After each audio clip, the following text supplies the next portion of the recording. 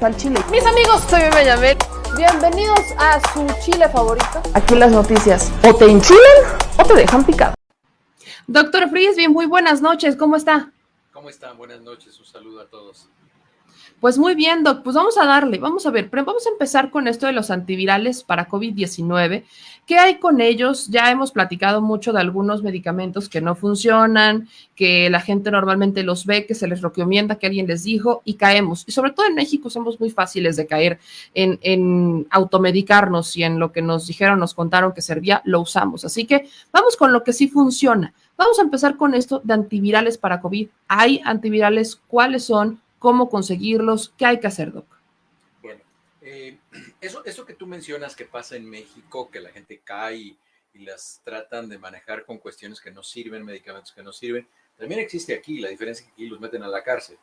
Entonces, ya ha habido doctores, había un doctor que vendía una cajita feliz, como las de McDonald's, y te ponía dexametasona, ivermectina y todo este tipo de cosas, y pues acabaron en la cárcel, ¿no? Entonces, porque es un fraude. Entonces, esa es la diferencia. Pero también aquí en Estados Unidos hay astutos que quieren hacer eso. Mira, el tratamiento reconocido antiviral para SARS-CoV-2, para la COVID-19, son dos antivirales. Uno es un antiviral combinado que se llama Paxlovid, que son dos antivirales juntos. Uno de esos antivirales realmente disminuye la replicación, es decir, la reproducción de los virus. El otro más bien le ayuda al primero para que tenga una mayor actividad de inhibición. Y el otro es un medicamento solo que se llama Molnupiravir. Ese es la otra opción de antivirales y también hace lo mismo, disminuyen la replicación, es decir, el virus deja de replicarse. Entonces tienen tres efectos en el paciente: disminuyen la carga viral, por lo tanto disminuyen los síntomas, la severidad de los síntomas y la duración de la enfermedad. Y el tercer efecto que producen, que a mí me parece que es el más importante, es que disminuyen de manera muy importante el riesgo que tiene el paciente de presentar secuelas COVID o COVID largo. Eso es muy importante en una cantidad muy importante de pacientes. Ahora, ha surgido la idea de que los pacientes que toman este medicamento tienen un rebote. Les voy a explicar qué es lo que está pasando. Estos medicamentos, como las vacunas, están en fase 3 de investigación clínica, están en uso de emergencia, no son todavía un tratamiento reconocido. ¿Por qué? Porque no ha pasado el tiempo que tiene que pasar, están en su uso de emergencia porque hay una necesidad de salud pública en todo el mundo para utilizarse y es por eso que se están utilizando. Lo que sucede es que cuando un medicamento se hace como uso de emergencia, solo puede usarse como dice el protocolo de investigación. Y el protocolo de investigación dice que son 2 tabletas en la mañana, 2 tabletas en la noche por 5 días. Eso es lo que dice el protocolo. No podemos nosotros prescribir 2 en la mañana, 2 a mediodía y 2 en la noche por 7 días. O sea, no lo podemos modificar. Y hemos observado que entre el 20 y el 24% de los pacientes presentan síntomas el día 6 y 7, es decir, 2 días después de que dejan de tomar el medicamento, aproximadamente 1 de cada 4 pacientes empiezan otra vez con congestión nasal, un poco de escalofríos, fatiga, sudoración nocturna, dolor de cabeza, pero se les quita a los 2 días. Es decir, ¿qué es lo que pasa? Que hay muchos pacientes que no logran eliminar por completo la presencia del virus y 2 últimos días después como que toma un poco de fuerza el virus pero cae. No hay ningún caso de paciente que se ha tratado ni con Molnupiravir ni con Paxlovid, que es el combinado. No hay ningún caso de un paciente que tenga una pequeña recaída, y que como consecuencia de esto enferme de gravedad o muera. No hay ni un solo caso de esto, ¿no? ¿Ya me oyen mejor? ¿Estoy un poco mejor con el micrófono más cerca? Ahora sí, ahí está, al tiro, Doc. Perfecto. Bueno, sí, es que estaba medio lejos. Entonces, eso es lo que sucede con los antivirales. Ahora, eso es lo que las personas están llamando una recaída. Es decir, empiezan a sentirse muy bien, pasa un tiempo y entonces empiezan a tener síntomas mucho más severos o empiezan a presentar síntomas nuevamente. ¿Qué es una reinfección? Fíjense que con Omicron, con esta variante de SARS-CoV-2, tenemos 2 factores. Uno, tenemos 3 diferentes subtipos o subvariantes o linajes diferentes de Omicron. Tenemos la BA2, tenemos la BA4, tenemos la BA5. Entonces, tenemos 3 diferentes. Entonces, desafortunadamente hay pacientes que se infectan de Omicron de una de estas 3 y hasta tan pronto como 14 días después, es decir, 2 semanas de que tuvieron COVID, pueden volver a reinfectarse con alguna de estas subvariantes de Omicron y presentar COVID nuevamente. Entonces, se pueden presentar estos casos. ¿Por qué? Pues porque, bueno, porque hay 3 diferentes subvariantes de COVID circulando entre la comunidad y eso hace que se puedan reinfectar los pacientes. Entonces, es diferente una reinfección a que un paciente tenga una recaída porque los síntomas empiezan a subir un poco. Afortunadamente ya en México van a empezar a tener estos antivirales. Idealmente los antivirales se le tienen que prescribir a personas que tienen 60 años o más o a personas que tienen comorbilidades, es decir, alguna enfermedad que se asocia con disminución del sistema inmunológico. No están indicados en pacientes que tienen COVID leve, es decir, que tienen síntomas menores, que como una gripa, y que se van a resolver pronto, personas de 25, 30 años que no tienen problemas de salud, que puedan generar un COVID complicado, esos pacientes en realidad no califican para recibir molnupiravir o el Paxlovid. No sé si van a importar molnupiravir. Tengo entendido que solamente va a ser el Paxlovid. Ahora, doctor, para aquí todas las personas que obviamente se preocupan nos dicen cómo identificar si estás en una reinfección o una recaída y que dicen cómo podemos hacerlo de forma rápida y sobre todo, doctor, ya que nos explicó las diferencias, si es necesario hacerse pruebas, porque entra todo el tema de las pruebas COVID otra vez en el menú. Sí, miren, estamos en una pandemia.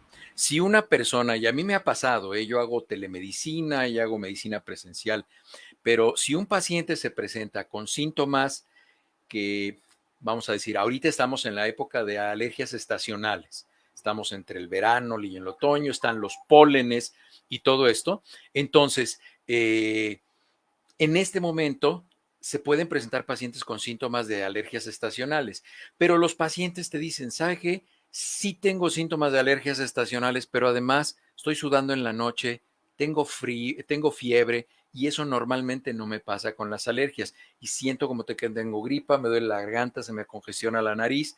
Bueno, pues usted tiene, además de una exacerbación de las alergias estacionales, tiene COVID. Oiga, y me tengo que hacer una prueba o me hice una prueba y me salió negativa. Digo, perfecto, eso se llama falso negativo. Entonces, no hay necesidad de que se haga una prueba. Se asume en una pandemia que si un paciente tiene síntomas que se pueden atribuir a eso, se clasifica como COVID. Hay que optimizar el uso de pruebas y más en un país como México que tiene muy pocas pruebas. Entonces, se asume que el paciente tiene COVID y se le recomiendan pues los cuidados que habitualmente se le recomiendan. Si es un paciente de riesgo, se inicia el tratamiento. ¿Por qué? Porque la ventana terapéutica, la ventana de oportunidad terapéutica, es decir, la ventana de días en la que nosotros podemos tratar al paciente son 5 días desde que inician los síntomas. Desde que inician con el dolor en la garganta, un poco de dolor de cabeza, congestión nasal, dolor de oídos, cuando empiezan con esos síntomas, empezamos a contar. Y si nosotros no les damos tratamiento en los primeros 5 días, ya es muy difícil que nosotros podamos alcanzar al virus en la cantidad de virus que se ha replicado y entonces ya apostamos a que mejor el sistema inmunológico se haga cargo, idealmente en pacientes vacunados, ¿no? ¿A qué pacientes les va muy bien, aunque tengan comorbilidades? A pacientes que se han vacunado, que se han puesto un refuerzo si está indicado y que reciben el tratamiento antiviral. ¿A qué pacientes les va mal? ¿A qué pacientes yo he mandado al hospital y les ha ido algunos no tan bien? Son pacientes que decidieron no vacunarse. Entonces, doctor, ante esto, ¿cuáles son las recomendaciones? Por ejemplo, todavía la gente está a tiempo de irse a vacunar. Hay muchas personas que últimamente nos han preguntado que si no se aplicaron esquemas de vacunación, entonces se pueden aplicar el refuerzo nada más. Creo que esas preguntas ya las habíamos abordado hace un tiempo, pero creo que hablando del tema vale la pena hacer un bonito recordatorio. Lo importante es que tengan un esquema completo. Eso es como que el sustento, ¿cómo se dice en México? El cimiento de un buen mecanismo de prevención. Si no se pusieron un esquema completo, vayan y pónganse un esquema completo. Primera dosis a los 21 o 28 días, dependiendo de qué vacuna sea, se ponen la segunda dosis y se acabó. Cuando les toque, pues se ponen un refuerzo 3 o 6 meses después de que se lo pusieron, si es que califican, si es que tienen factores de riesgo. Si no, no es necesario. Entonces, lo que tienen que hacer es eso, para que se protejan. Ya hemos visto que las vacunas protegen, son seguras y que efectivamente hay una diferencia muy importante entre el grupo de no vacunados y el grupo de vacunados. Entonces, bueno, pues si ustedes se quieren proteger, recuerden, yo no estoy tratando de convencer a nadie que se vacune o que haga lo que... No, ustedes hagan, finalmente ustedes deciden. Yo nada más les estoy dando la información. Pues ahí está la información que nos comparte el doctor y voy con algunas preguntas que nos empezaron a sacar. Nos dice Viviana que sí es posible que una persona se enferme hasta 3 o 4 veces. Claro, claro. Cada variante y por ejemplo con Omicron, les digo, tenemos 3. De Omicron se pueden tener 3. Ahorita afortunadamente las otras variantes ya no están circulando, pero hay pacientes que se infectaron de Alfa, de Delta, de Omicron y otra de Omicron. Tengo pacientes que se han infectado 4 o 5 veces.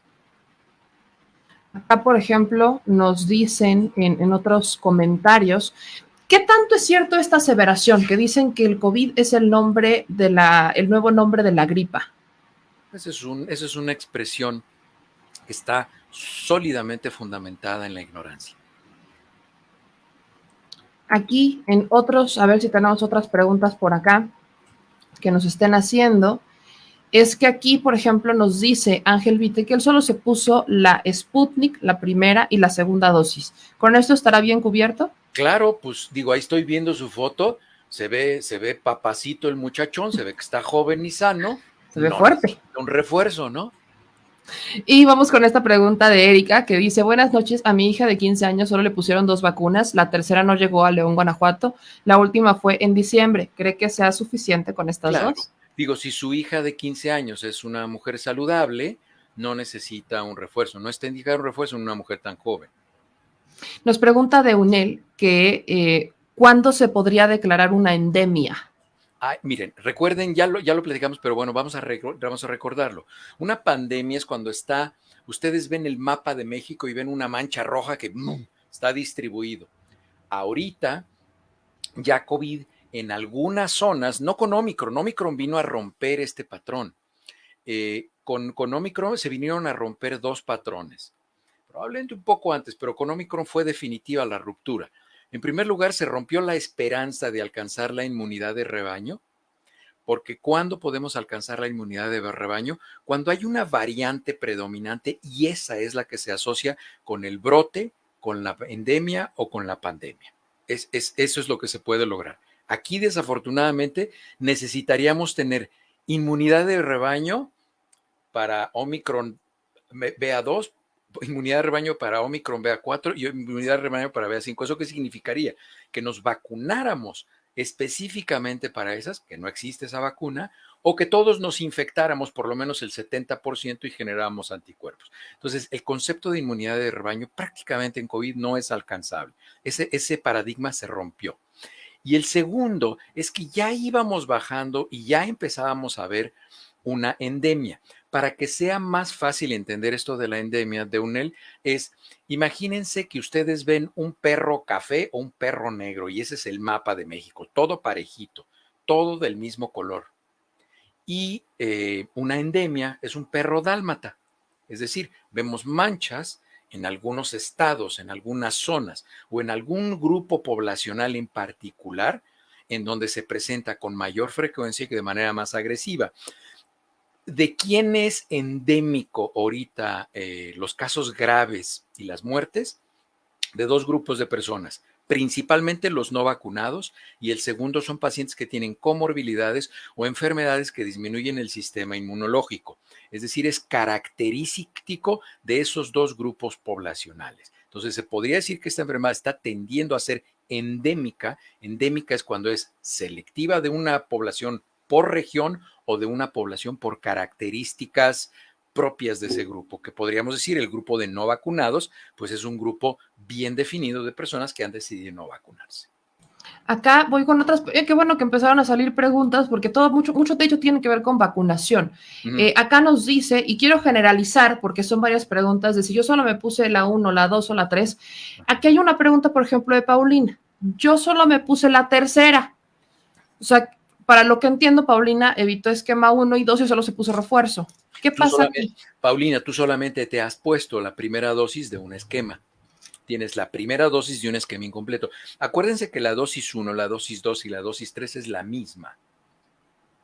O sea, es la misma vacuna. Solamente en algunos casos excepcionales cambia. Por ejemplo, nuestro amigo que nos decía de Sputnik, la vacuna de Sputnik es probablemente la única, que la dosis 1 y la dosis 2 tienen dos botellitas diferentes. Una es de adenovirus 26 y otra es de adenovirus 5. Son diferentes. Pero, por ejemplo, la primera dosis de Pfizer, la segunda dosis de Pfizer, son exactamente las mismas. Y los refuerzos es una dosis menor comparada con la dosis 1 y la dosis 2. O sea, se les da una cantidad menor. Entonces, si tú te pusiste la tercera, eso significa que tú tienes una dosis de no sé de qué vacuna haya sido, pero es una dosis muy probablemente menor a las recomendadas para un esquema completo.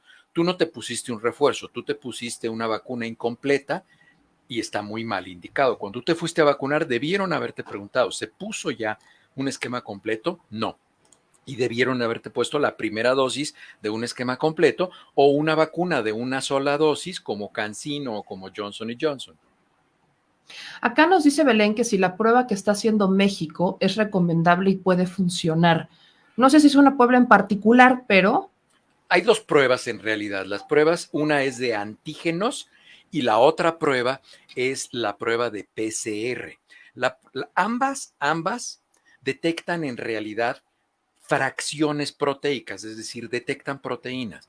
La vacuna de antígenos detecta proteínas grandotas, vamos a decir, detecta, por hacérselos esquemático, detecta un melón. Eso es lo que detecta la prueba de antígenos. Si ve una proteína del tamaño de un melón, dice que es positiva la prueba. La prueba de PCR, si detecta una de las semillas del melón, se hace positiva, es decir, es más específica y más sensible. Además de la prueba de PCR, cuando se encuentra una semilla, tiene la capacidad de amplificar la presencia. Entonces, es más fácil, es más sensible y más específica. Ambas pruebas son buenas pruebas, pero cada prueba tiene su indicación dependiendo del día en que la persona se infectó. Si yo hago una prueba de antígenos a los 10, 12 días de que se infectó la persona, es muy probable que vaya a salir negativa. Si hago una prueba de PCR, es muy posible que se vaya a hacer positiva. Y el riesgo de hacer pruebas es que ya hemos visto que cuando SARS-CoV-2 deja de ser relevante en el cuerpo, se mueren todos los virus, ya no se replican, dejan pedacitos de virus en el cuerpo, proteínas dejan sembradas en diferentes partes del cuerpo. Y eso es muy probablemente lo que está relacionado con el COVID largo, que sigue manteniendo una respuesta inflamatoria crónica. Si yo me hago una prueba que detecta proteínas virales, ¿qué va a pasar? Probablemente va a salir positiva y yo me voy a confundir y voy a decir, todavía tengo COVID. No, tú tienes fracciones proteicas virales, pero ya no tienes COVID. Lo que tienes es COVID largo. Entonces, por eso es que desde octubre del 2020 ya no se recomienda hacer pruebas ni de antígenos ni PCR para determinar que un paciente ya no tiene la enfermedad. No es lo mismo estar infectado o tener fracciones proteicas que tener la enfermedad. aquí quiero sacar este comentario de Seigen porque estoy rescatando los comentarios donde engloban preguntas que están haciendo otras personas. Y este caso de Seigen, ella se vacunó 3 veces y hace como un mes se enferma de COVID. Le da Omicron, tiene hipertensión, tiene diabetes y pregunta cuándo ponerse la siguiente vacuna. Yo pregunto, Doc, ¿vamos a estar teniendo que estar pendientes de cuándo vacunarnos o si después de haber tenido un contagio nos tenemos que volver a vacunar? Eso depende de la vacuna, ya lo hemos visto. Hay vacunas que ustedes han visto que más que ponerse una vacuna, parece que compran una membresía, ¿no? Porque tienen que ponerse la primera, la segunda, la tercera, y en algunos lugares ya están poniendo hasta la quinta dosis. Eso no me parece que sea la mejor manera. Por eso les explicaba y les he explicado aquí algunas veces que al final de la pandemia vamos a venir con conclusiones y vamos a decir, el mejor esquema de vacunación es este. Eso se ha hecho a puertas cerradas con otras enfermedades en otros momentos históricos. En este momento lo que tenemos que aprender, y ya lo hemos visto, ¿cuál es el mejor esquema de vacunación? El esquema de vacunación heterólogo. ¿Cuál es ese? 2 vacunas diferentes. Es decir, tomamos una vacuna de plataforma ARN y la segunda dosis una vacuna de plataforma de vector viral de adenovirus, 26, 5, el que sea, y combinándolos, eso es lo que tiene una mejor respuesta en los pacientes. En este caso, 40 años, yo me preocuparía más, Seiken, sería de mayor utilidad clínica y te protegería de mejor manera si lograras tener un control adecuado de la hipertensión, es decir, que tus cifras de presión por ningún motivo fueran más de 130/90 en ningún momento del día y que tu diabetes estuviera bien controlada y que el valor de la hemoglobina glucosilada o hemoglobina A1C estuviera entre 6 y 7%. Doc, hubo otros comentarios que estaba buscando, no los rescaté, pero hablan sobre mucho dolor en las articulaciones, que a raíz, o sea, les ponen la inyección y les empezó el dolor de brazo y también empezó mucho dolor en las articulaciones, que incluso empezaron a sentir como que se les trababan, ¿no? Las articulaciones. Esto puede pasar mucho tiempo después, como un efecto muy secundario, o tiene que pasar inmediato. No, hemos visto que hay pacientes que presentan, por ejemplo, en abril del 2021, yo hice un programa específico de los efectos secundarios de las vacunas en las mujeres. Causa alteraciones menstruales, dolor mamario del lado de la infección, y duran 3, 5, hasta 6 meses las alteraciones relacionadas por la vacunación. ¿Por qué sucede esto? No lo sabemos. Probablemente sea porque las vacunas muchas veces se dirigen, como son mecanismos inmunológicos, se dirigen a las células y a las estructuras del cuerpo que se reproducen con mayor velocidad. Y dentro del organismo de las mujeres, el endometrio, que es la capa, el colchoncito que se forma adentro del útero, todos los ciclos para que las mujeres, si lo desean, se embaracen, y también los cambios mamarios generan alteraciones con cada ciclo. Entonces, probablemente sea por ahí. Ahora, ¿qué pasa con las articulaciones? Las articulaciones tienen cartílagos. Cada hueso está cubierto de cartílago, como el de la oreja, pero muy suavecito. ¿Para qué? Para evitar que haya contacto con el hueso. El hueso duele mucho. Tocar un hueso tiene una cascarita que se llama periostio, y cuando alguien se fractura y se rompe el periostio, eso es lo que duele. Un hueso adentro no duele. Por eso a los pacientes que les meten clavos de metal, por ejemplo, en el fémur, pues no tienen dolor crónico porque no duele el fierro ahí adentro. Lo que duele es la cascarita, el periostio. Entonces, esas son estructuras que se están renovando también mucho. Entonces, es muy probable que en algunos pacientes, algunas vacunas, principalmente las vacunas ARN, causen una respuesta inflamatoria en las articulaciones. Sí puede suceder y es un efecto secundario que se ha registrado. Me apunto en ellos. Y quiero cerrar justamente con esta pregunta que es mucho a modo de reflexión y es la de Daniel, y ya habíamos platicado un poco, pero dice Daniel que ¿por qué no se hace una vacuna contra el cáncer y contra la diabetes, por ejemplo? Pues Hablando de vacunaciones. Pues te cuento, Daniel, que ya he platicado, probablemente no en este programa, pero hay algo que se llama terapia génica y esa va a ser una vacuna para el cáncer. El cáncer son células que dejan de obedecerle a la forma en la que el material genético de esas células se reproducen y tienen su propia información genética. Y cuando se mezcla con mi información genética, prácticamente producen una huella digital genética, es decir, tienen un código genético único. Mi cáncer de pulmón, por ejemplo, sería diferente del cáncer de pulmón de meme, serían diferentes. ¿Cuál es el tratamiento? Fíjense, voy a tratar de resumirlo si algún médico está viendo o sea, obviamente no estoy dando una conferencia en un congreso. Voy a tratar de ser muy claro y muy esquemático. Imagínense que yo tomo unas células, tomo una biopsia y tomo una muestra de ese cáncer que tengo yo, que tiene cualquier otra persona, e identifico ese ADN. Ese ADN, ¿qué voy a hacer?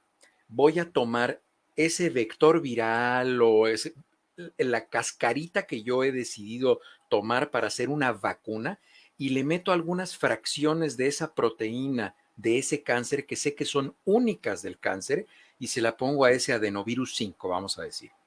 Y entonces, ¿qué hago? Bueno, hago que se reproduzca, que se replique. Habitualmente muchas veces se utilizan un cáncer que se llama linfoma de Hodgkin para que se reproduzca. Entonces se forman muchos adenovirus 5 con material genético ahí adentro. ¿Y qué hago? Los tomo y se los inyecto al paciente. ¿Eso qué va a hacer? Que el sistema inmunológico de ese paciente reconozca esas proteínas que son exclusivamente del cáncer y vaya y lo destruya. Entonces va a haber vacunas. Eso se llama terapia génica. Y ese paciente ya no va a recibir quimioterapia. Va a recibir ese tratamiento que es específico para ese cáncer. ¿Cómo lo va a recibir? Muy probablemente en capsulitas. Entonces, ese paciente va a tener su frasquito que va a estar hecho para su cáncer, para el cáncer de esa persona. El mismo cáncer en otra persona tiene otro código genético, probablemente tenga otras proteínas relevantes. Entonces, este frasquito no le sirve más que a ese paciente.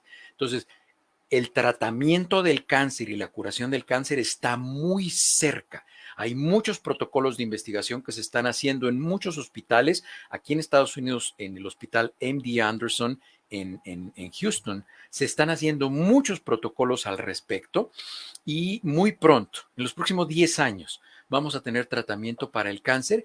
¿Y cuál va a ser el reto? El reto va a ser identificar los factores epigenéticos. Epi es por arriba y genéticos, nuestro código genético. Los factores epigenéticos que tocan la puerta de esa predisposición a tener cáncer e invitan al paciente a tener cáncer. Porque la mayoría de los cánceres que se presentan en la mayoría de las personas no son cánceres heredados, son cánceres que se presentan porque nosotros hacemos algo en nuestro estilo de vida, cómo comemos, cómo nos asoleamos, qué lociones nos ponemos, nuestro patrón de vida sexual, nuestro patrón de sueño. Muchas de estas actividades que tenemos pueden abrir la puerta de oportunidad a predisposiciones para el cáncer. Entonces, la atención va a estar en estilos de vida saludable. El otro día puse un tuit al respecto. El reto de la medicina en el siglo XXI va a ser tratar de controlar estas enfermedades y, por ejemplo, la diabetes. Si una persona tiene un estilo de vida saludable y tiene información genética para diabetes, aunque sea muy dominante esa información genética, no le va a dar diabetes antes de los 60 años. Y si le da diabetes después de los 60 años, tiene un estilo de vida saludable por el resto de su vida y se va a morir de cualquier otra cosa menos de diabetes, porque se le da el tratamiento adecuado y no se muere de eso.